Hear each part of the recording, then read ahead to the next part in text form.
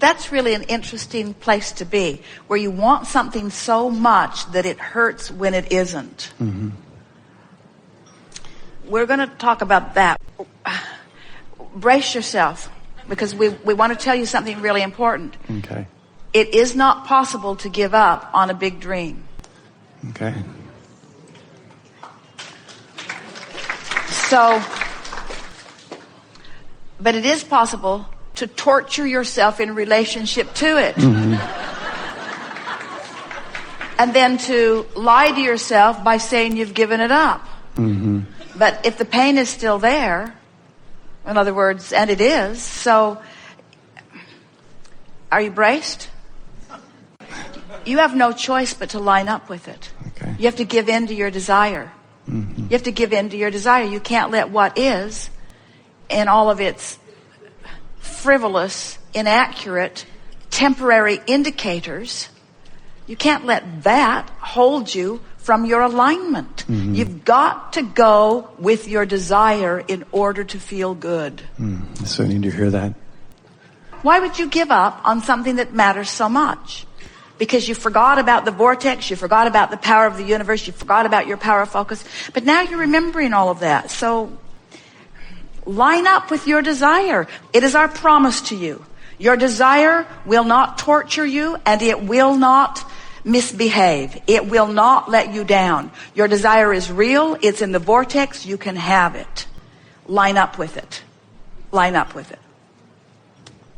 And then revel in the evidence of your alignment. So you're already getting some evidence of that alignment. I am. Through the different productions. Do you know, what if, wouldn't it be nice if, what if the entire production, animation, creation of plays and productions and movies, what if the entire genre is moving itself in position to satisfy exactly what you want? What if there are niche markets all over the world that are preparing themselves for the brilliance of what you have to offer? Do you realize what a screwy dream it is anyway, to say, I will create a masterpiece that everyone will revel in, when so many people are in different places? Did you know there are people celebrating the death of Osama bin Laden? Make a movie about that. Someone will, don't go. You see what we're getting at? So you've put your desire into the vortex. It's been becoming and evolving, and you will never be able to breathe a full breath or be who you are unless you line up with it. And when you line up with it, the manifestational evidence will reveal itself to you over and over again. It is so funny to us, and we don't mean funny in the sense that we are enjoying your discomfort, but it is such an interesting thing to listen to some of you speak as if your dreams are iffy, when the only reason that they are iffy at all is because you've given up on them. But you can't really give up on them. You know what happens when you say, I gave up on it? You didn't give up on your dream because you can't. Your dream is still alive and well and will torture you until you line up with it. So when you say, I've given up on it, what you say is, I'm just not trying to come into alignment. And we say, well, that's not too good, because when you don't make the effort to line up with your dream, then you just sort of accept the discord and discomfort that you feel. You see what we're getting at? You hear that, don't you? Yes. Give in to the success of your dream and watch the resources of the universe back you up. Give into it. Give into it. Give in to the inevitable achievement of all that you have vibrationally already become. You know, it wouldn't be painful if you hadn't become it. If you said, I sort of kind of thought I wanted it, but then I decided I didn't want it, and now I'm just sort of blissful in the not doing of that, then we would say you didn't give up on a dream. You never had a dream that you're out of alignment with. But when you say, I had this dream, and it tortured me so long that I gave it up, and I'm still tortured. You're still tortured. You say, I gave it up, but you're still tortured. You know what that torture tells us? The dream is alive and well. You're just not in the vicinity of it, you see. Mm-hmm. Because if it wasn't alive and well, and you weren't in the vicinity of it, we'd be talking about something else. We watch so many people in the building of relationships or companies or empires or life works. And we want to say to them that the majority of their building took place before they put the first brick in the first building or wrote the first word on the first script page. In other words, there's so much foundation that you were in the process of. And the foundation, from what we can feel from you, will go into place very quickly for you. We're in no way trying to prepare you for a long process. In fact, the process has started today. And the reviving of the dream is not just the first step, it's the biggest and most important step. It's huge, you see. Now feel the difference in the way you feel. You're not the same person who sat down here a moment ago. Because of our rambling, you've lined up with your vision. You've lined up with your dream. And the resources that create worlds are now flowing in the direction of you. Now your work, and you can't get it wrong. Don't worry if you have a down moment or a uncomfortable moment. You now know what to do. And what is it? What is your work? Be general and line up with it. Exactly. Go general, go general, go general. From complacent to feeling better to specific. From complacent to feeling better to specific, to specific, to specific, to specific, to specific, to complacence, to general, to specific, to specific, to the specific. And why do we want you to focus in this specific way? What's our objective in getting you to be specific about your dream? Can you figure it out? Because a dream that is alive is life. Because anything that anybody wants, whether it's a creation of a production or a pile of money or a new house or a relationship, everything that everybody wants is because they think they will feel better in the having of it. You've just showed yourself that you can feel better in the having of the dream of it. And once you really know that, then the manifestation will follow. But we're not teaching it to you because we want it to manifest, although we do. The world will love it. We're not teaching you that because we want your dream to come to fruition. We want you to come into vibrational alignment. We want you to finally be one of the cooperative components to this thing that's been brewing for so long that when it starts rampaging through your mind, it's going to blow your mind how much is in there percolating. You haven't even begun to tap into the creativity that is there, you see. It's just going to be thrilling to you to watch. You said earlier, I'm good at this. You have no idea how good at this you are.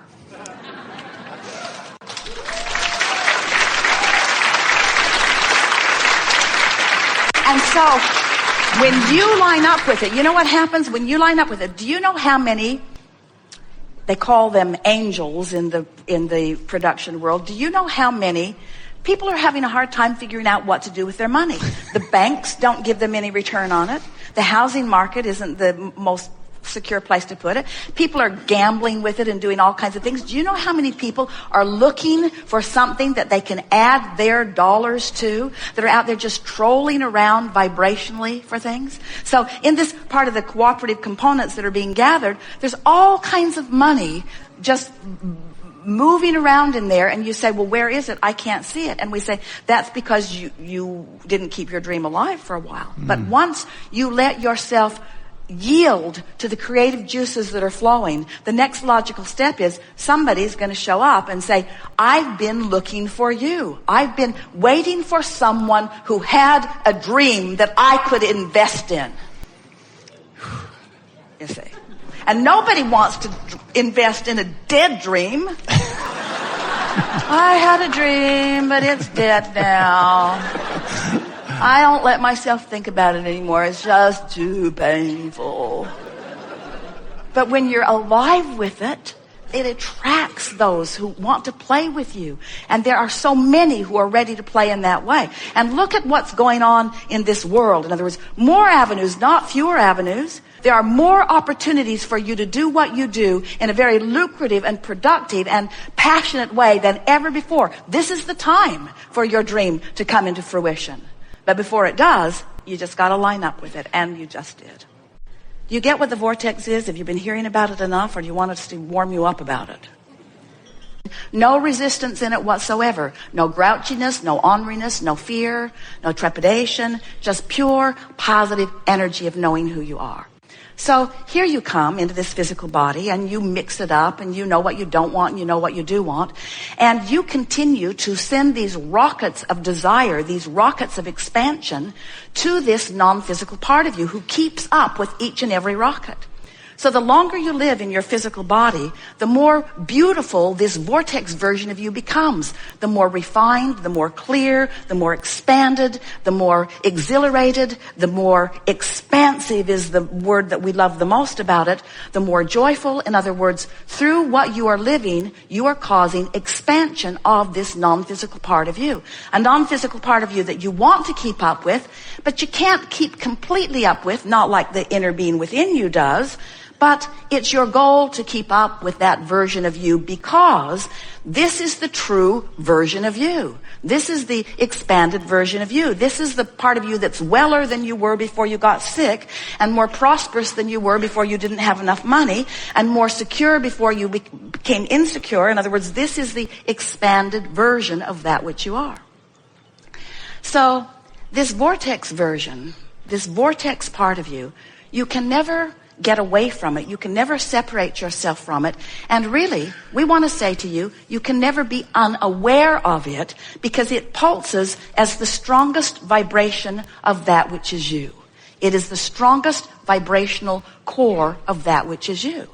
So it's pulsing all the time, or vibrating all the time, or being all the time, offering its realness, its wholeness to you all the time.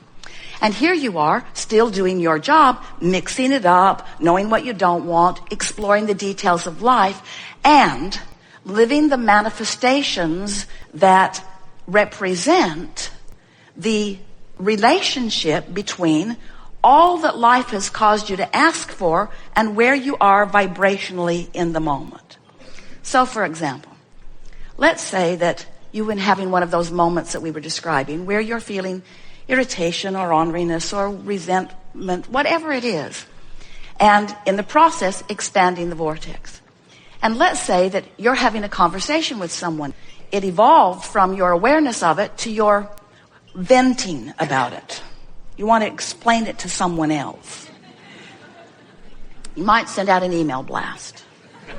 But you're having the feeling, and you would like to share some of your pain with someone else.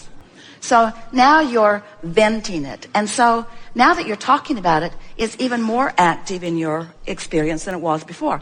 Now, what's most interesting, and this is what we really want you to begin watching for, moment by moment, from this moment in your life forward. So now that whatever it is has you activated about it, now watch the manifestations that are right on the heels of it. Watch how the next person that you talk to gives you, no matter who they are and no matter where they are on the emotional scale, as they come into your experience, they are going to reflect back to you in manifestation right here and now, something that represents what you're feeling. A manifestation. This is the thing that we think is so interesting. A manifestation. So they represent back to you. In other words, you could get them talking pretty good on what's bothering you. They're all queued up for it. And you're sucking it from them. Now, let's say you don't want that from them. What you want is reassurance. What you want is positive feedback. You don't want negative commentary on where you are. You would prefer something far different from that. But you can't get it, because your point of attraction is already been established by the conversation that you've set into motion. So maybe you've been understanding manifestation in a clearer way than we are depicting here. But we want to point out to you that your manifestations, while they are about your cars and houses and relationships, and they are about the big things, and they are about the things that are on your asset side of your profit and loss statement, and they are about all of that.